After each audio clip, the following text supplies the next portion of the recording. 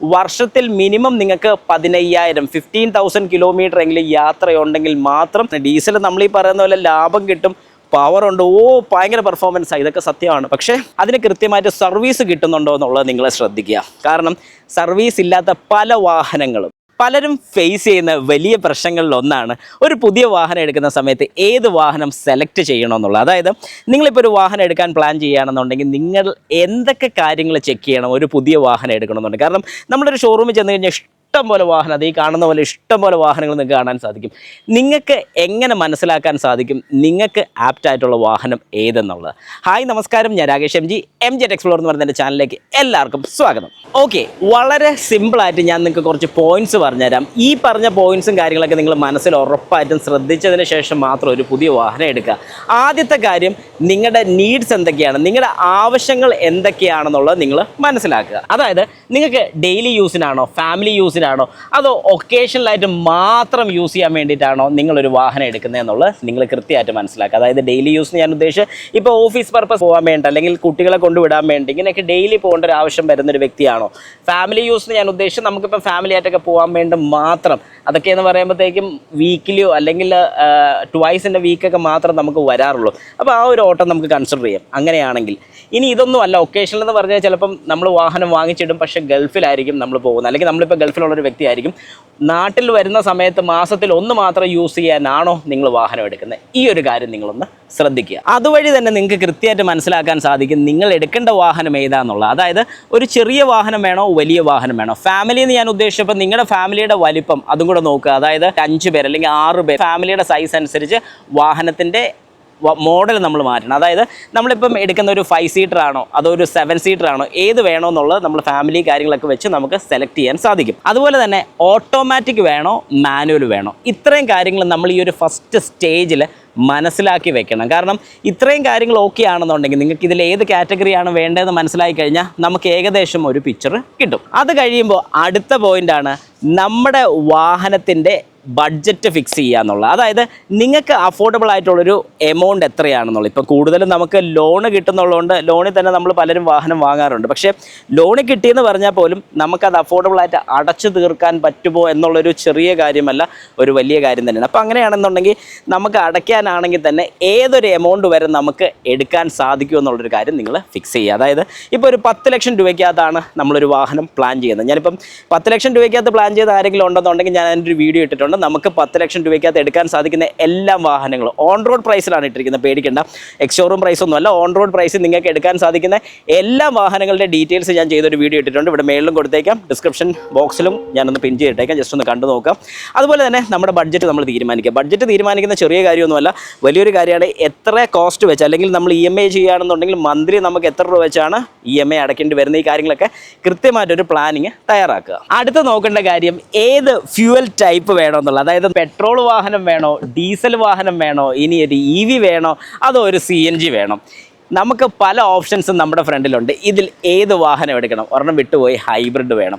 ഇതിൽ ഏത് വേണമെന്നുള്ളത് നിങ്ങൾ തീരുമാനിക്കുക. കാരണം ബഡ്ജറ്റ് വൈസ് വെച്ച് നമ്മൾ തീരുമാനിച്ചതിനകത്ത് നമുക്കൊരു ഹൈബ്രിഡ് കിട്ടുമെന്നുണ്ടെങ്കിൽ ഹൈബ്രിഡ് എടുക്കാം. ഇനി അതല്ല ഒരു CNG കിട്ടുമെന്നുണ്ടെങ്കിൽ CNG എടുക്കാം. പക്ഷേ CNG എടുക്കുന്ന ആൾക്കാർ ശ്രദ്ധിക്കേണ്ട ഒരു കാര്യം എന്താണെന്ന് പറഞ്ഞാൽ, വർഷത്തിൽ മിനിമം നിങ്ങൾക്ക് 15,000 കിലോമീറ്റർ എങ്കിലും യാത്രയുണ്ടെങ്കിൽ മാത്രം CNG എടുക്കുക. അല്ലെങ്കിൽ പണി കിട്ടുന്ന വഴി നിങ്ങൾ അറിയത്തില്ല. കാരണം നഷ്ടക്കളിയാണ്. ലാഭം കിട്ടുമെന്ന് വിചാരിച്ചുകൊണ്ട് CNG എടുക്കുന്ന ആൾക്കാരുടെ ശ്രദ്ധയ്ക്ക് 15,000 കിലോമീറ്റർ വർഷം ഓട്ടം ഉണ്ടെന്നുണ്ടെങ്കിൽ നിങ്ങൾക്ക് ധൈര്യമായിട്ട് CNG എടുക്കാം. ഇനി ഡീസൽ വാഹനമാണ് നിങ്ങൾ എടുക്കുന്നതെങ്കിൽ അതും ഈ പറഞ്ഞതുപോലെ തന്നെ ഓട്ടം കുറവാണെങ്കിൽ ഒരു കാരണവശാലും ഡീസൽ വാഹനം എടുക്കാൻ ശ്രമിക്കരുത്. പെട്രോളിലോട്ട് പോവുക. കാരണം മെയിൻ്റെനൻസ് വളരെ കുറവാണ്. ഡീസൽ നമ്മൾ ഈ പറയുന്ന പോലെ ലാഭം കിട്ടും, പവറുണ്ട്, ഭയങ്കര പെർഫോമൻസാണ്, ഇതൊക്കെ സത്യമാണ്. പക്ഷേ നമുക്ക് ഈ പറയുന്ന കാര്യങ്ങളൊക്കെ കിട്ടണമെങ്കിൽ വാഹനത്തിൻ്റെ സർവീസും പ്രോപ്പർ ആയിരിക്കണം. സർവീസ് കൃത്യമായിട്ട് കിട്ടുമെന്ന് വെച്ചാൽ കിട്ടും, പക്ഷേ മെയിൻ്റെനൻസ് വളരെ കൂടുതലായിരിക്കും. ഇത്രയും മെയിൻ്റെനൻസ് എമൗണ്ട് കൊടുത്ത് നിങ്ങൾക്ക് ഡീസൽ അഫോർഡ് ചെയ്യാൻ പറ്റുന്നൊരു വ്യക്തിയാണെങ്കിൽ മാത്രം എടുക്കുക. അല്ലാത്ത പക്ഷം നിങ്ങളൊരു പെട്രോൾ വാഹനം തന്നെ എടുക്കാനേ ഞാൻ സജസ്റ്റ് ചെയ്തുള്ളൂ. അപ്പോൾ EVയോ ഓക്കെ, EVയുടെ കാര്യം കൂടെ നമുക്ക് പറഞ്ഞു പോയിക്കാം. ഞാൻ ആദ്യം പറഞ്ഞൊരു കാര്യം പോലെ നിങ്ങൾ ഡെയിലി വാഹനം യൂസ് ചെയ്യുന്നൊരു വ്യക്തിയാണെങ്കിൽ ഇത്ര കിലോമീറ്റർ ഡ്രൈവ് ആണുള്ളതെന്നുള്ളതൊന്ന് കാൽക്കുലേറ്റ് ചെയ്യുക. അതായത് ഇപ്പോൾ ഡെയിലി ഒരു 100 കിലോമീറ്റർ ഓടുന്ന ഒരു വ്യക്തിക്കാണെങ്കിൽ EV ധൈര്യമായിട്ട് എടുക്കാൻ സാധിക്കും. കാരണം ഒന്നും തന്നെ പേടിക്കേണ്ട കാര്യമില്ല. വളരെ കൃത്യമായിട്ട് നിങ്ങൾക്ക് ഈ പറഞ്ഞ, അതായത് നിങ്ങൾ ഇൻവെസ്റ്റ് ചെയ്തൊരു എമൗണ്ട് തിരിച്ച് നിങ്ങൾക്ക് കിട്ടിക്കൊണ്ടേയിരിക്കും. തിരിച്ച് കിട്ടുക എന്ന് പറയുമ്പോഴത്തേക്ക് നമ്മൾ അടയ്ക്കുന്ന ഒരു എമൗണ്ടിൻ്റെ ഒരു ബെനിഫിറ്റ് കിട്ടുമെന്നാണ് ഞാൻ ഉദ്ദേശിച്ചത്, അല്ലാതെ പൈസ കിട്ടുമെന്നല്ല. നാളെ ഒരു സമയത്ത് റീസെയിൽ വാല്യൂയും കാര്യങ്ങളൊക്കെ ഒരു EV വാഹനം എടുത്തു കഴിഞ്ഞാൽ കുറവാണ്, അതൊരു സത്യസന്ധമായിട്ടുള്ളൊരു കാര്യമാണ്. പക്ഷേ നിങ്ങൾക്ക് അവിടെ നിന്ന് കിട്ടുന്ന ഒരു ബെനിഫിറ്റ് എന്താണെന്ന് പറഞ്ഞു കഴിഞ്ഞാൽ മെയിൻ്റെനൻസ് കോസ്റ്റ് കമ്പാരിറ്റീവ്ലി വളരെ കുറവാണ് EVക്ക്, അത് നമുക്ക് മനസ്സിലാക്കാം. പക്ഷേ അതുപോലെ തന്നെ റീസെയിൽ വാല്യൂയും കുറവാണ്. നാളെ ഇപ്പം നമ്മളൊരു IC എഞ്ചിൻ എടുത്തു കഴിഞ്ഞ് നാളെ കൊടുക്കുമ്പോൾ നല്ലൊരു എമൗണ്ട് കിട്ടും, അത് ഒരിക്കലും നമുക്കൊരു EV വാഹനത്തിന് കിട്ടില്ല. അത് നിങ്ങൾ മനസ്സിലാക്കുക. അപ്പോൾ ഈ 3 കാറ്റഗറീസ് ഞാൻ വളരെ വ്യക്തമായിട്ട് പറഞ്ഞു. ഇനി ഹൈബ്രിഡും കൂടെ പറയാറുണ്ട്. ഹൈബ്രിഡ് എടുക്കാൻ പ്ലാൻ ചെയ്യുന്നുണ്ടെങ്കിൽ നല്ല ലോങ് ഡ്രൈവൊക്കെ ഉള്ള വ്യക്തികളാണെന്നുണ്ടെങ്കിൽ നിങ്ങൾക്ക് ധൈര്യമായിട്ടൊരു ഹൈബ്രിഡ് വാഹനം എടുക്കാൻ സാധിക്കും. അത് നിങ്ങൾക്കൊരു EV പ്ലസ് IC കൂടെ മിക്സ് ചെയ്ത് കിട്ടുന്ന ഒരു കോമ്പിനേഷനാണ്. അതുകൊണ്ട് തന്നെ പവറും ഉണ്ട് മൈലേജും ഉണ്ട്, രണ്ടും കിട്ടുന്നൊരു മോഡലാണ് ഹൈബ്രിഡ്. പക്ഷേ ഹൈബ്രിഡും ഏകദേശം ഒരു 15,000 കിലോമീറ്ററൊക്കെ ഡ്രൈവ് ഉണ്ടെങ്കിൽ എടുക്കാനേ ഞാനും റെക്കമെൻഡ് ചെയ്യത്തുള്ളൂ. കാരണം അതുപോലെ പെർഫോമൻസും ഉണ്ട്, പൈസയും കൂടുതലാണ്. അതായത് ആ വാഹനത്തിൻ്റെ ഇനിഷ്യൽ ഇൻവെസ്റ്റ്മെൻറ്റ് എന്ന് പറഞ്ഞാൽ ചെറുതല്ല, കുറച്ച് കൂടുതലാണ്.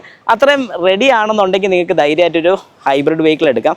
ഞാൻ ഈ പറഞ്ഞ പോലെ അത്രയും കിലോമീറ്റർ ഡ്രൈവ് ഉണ്ടെങ്കിലേ എടുക്കാവുള്ളൂ. അതൊരു ബാറ്ററി ഓപ്പറേറ്റഡ് ആണ്, ബാറ്ററി പ്ലസ് എഞ്ചിനും കൂടെയാണ് വരുന്നത്. അതുകൊണ്ടാണ് ഞാൻ അങ്ങനെ സജസ്റ്റ് ചെയ്തത്. അടുത്ത പോയിൻ്റാണ് മെയിൻ കാര്യം. അതായത് നിങ്ങൾ എടുക്കാൻ പോകുന്ന വാഹനം അത് ഏത് വേണമെന്നുള്ള ഇനിയാണ് നമ്മൾ സെലക്ട് ചെയ്യാൻ വേണ്ടി പോകുന്നത്. അതായത് ഇപ്പം നിങ്ങൾക്ക് വേണ്ടത് ഒരു ഫാമിലി സെഗ്മെൻറ്റ് വാഹനമാണ്, ഒരു 5 പേരടങ്ങുന്ന ഒരു കുടുംബത്തിന് പോകാൻ ഒരു ചെറിയ ബഡ്ജറ്റിനകത്ത് നിൽക്കുന്ന, അതായത് ഏകദേശം ഒരു 10 ലക്ഷത്തിൽ താഴെ നിൽക്കുന്ന ഒരു വാഹനമാണ് നിങ്ങൾ നോക്കുന്നത്. ഇപ്പം ഞാനൊരു എക്സാമ്പിൾ പറയാം. ഇപ്പം നമ്മൾ എക്സ്ട്രാ ആണ് ഇപ്പം നമ്മുടെ ഫ്രണ്ടിലുള്ള ഈ ഒരു വാഹനം നിങ്ങൾ പ്ലാൻ ചെയ്യുകയാണ്. ഈ ഒരു വാഹനം പ്ലാൻ ചെയ്ത് കഴിഞ്ഞാൽ ഇതിനകത്ത് കുറച്ചേറെ കാര്യങ്ങൾ കൂടെ നിങ്ങൾ ചെക്ക് ചെയ്യണം. അതായത് ഇതിൻ്റെ ബൂട്ട് സ്പേസ്, നമുക്ക് ഡ്രൈവിംഗ് കംഫോർട്ട്, കാര്യങ്ങളൊക്കെ നോക്കിയതിന് ശേഷം മാത്രമേ എടുക്കാവുള്ളൂ. ഞാൻ എപ്പോഴും എടുത്തു പറയുന്നൊരു കാര്യമാണ്, എന്നെപ്പോലെയുള്ള വീഡിയോ ക്രിയേറ്റേഴ്സ് പല വീഡിയോസിലും വാഹനം ഡ്രൈവ് ചെയ്ത് ഞങ്ങളുടെ കംഫോർട്ട് എങ്ങനെയുണ്ടെന്നുള്ളതാണ് നിങ്ങളോട് പറയുന്നത്, അല്ലാതെ നിങ്ങളുടെ കംഫോർട്ട് അല്ല ഞങ്ങൾ പറയുന്നത്. അതുകൊണ്ട് എപ്പോഴും നമ്മളൊരു വാഹനം എടുക്കുന്ന സമയത്ത് ഉറപ്പായിട്ടും ടെസ്റ്റ് ഡ്രൈവ് ചെയ്തിരിക്കണം. ടെസ്റ്റ് ഡ്രൈവ് ചെയ്യാതെ ഒരു കാരണവശാലും നിങ്ങൾ ഒരു വാഹനവും എടുക്കാൻ പാടില്ല. കാരണം എന്താണെന്ന് പറഞ്ഞു കഴിഞ്ഞാൽ, ടെസ്റ്റ് ഡ്രൈവ് ചെയ്യാതെ നിങ്ങളൊരു വാഹനം എടുത്തു കഴിഞ്ഞാൽ പലരും നല്ലതാണെന്ന് പറഞ്ഞൊരു കാര്യം നിങ്ങൾക്ക് ചിലപ്പോൾ അത് ഓക്കെ ആയിരിക്കണമെന്നില്ല. കാരണം നിങ്ങളുടെ ബോഡി രീതി, നിങ്ങളുടെ ഡ്രൈവിംഗ് കംഫോർട്ട് കാര്യങ്ങളൊക്കെ വേറെയാണ്, ഓരോ വ്യക്തികൾക്കും വേറെ ആയിരിക്കും. അതുകൊണ്ട് ഉറപ്പായിട്ട് നിങ്ങളൊരു ടെസ്റ്റ് ഡ്രൈവ് ചെയ്തതിന് ശേഷം മാത്രം ഒരു വാഹനം എടുക്കാവുള്ളൂ.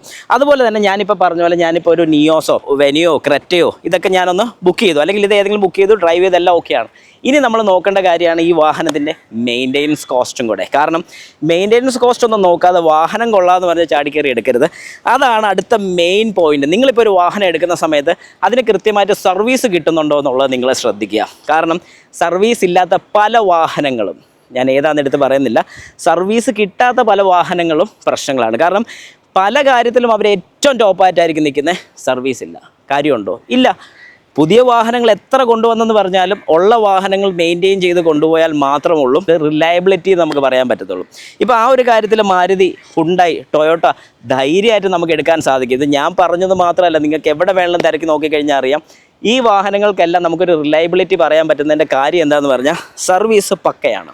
നിങ്ങൾക്ക് എന്തെങ്കിലും ഒരു കംപ്ലയിൻറ്റ് വന്ന് അവർക്കൊരു കംപ്ലയിൻറ്റ് രജിസ്റ്റർ ചെയ്ത് കഴിഞ്ഞാൽ എത്രയും പെട്ടെന്ന് നിങ്ങൾക്ക് അത് സോർട്ട് ഔട്ട് ചെയ്ത് കിട്ടും. പക്ഷേ അങ്ങനെ കിട്ടാത്ത ഒരുപാട് പേരുണ്ട്. നിങ്ങളിൽ ആരെങ്കിലും ഒരു കംപ്ലയിൻറ്റ് ഇതുപോലെ ഫേസ് ചെയ്യുന്നുണ്ടെങ്കിൽ താഴെ ഒന്ന് ജസ്റ്റ് കമൻറ്റ് കൂടി ഇട്ടേക്കുക, ബാക്കിയുള്ളവരും മനസ്സിലാക്കട്ടെ എന്തൊക്കെയാണ് ഇതിനകത്ത് നടക്കുന്ന പ്രശ്നങ്ങളെന്നുള്ളത്. കാരണം ഞാനും പല കംപ്ലയിൻറ്റ്സിൻ്റെ പുറയിൽ പോയിട്ടുണ്ട്. അതിനകത്ത് ചിലതൊന്നും ഇപ്പോഴും റെക്ടിഫൈ ആയിട്ടില്ലാത്ത ഏത് കമ്പനിയാണെന്ന് ഞാനിവിടെ പറയാൻ ഉദ്ദേശിക്കുന്നില്ല.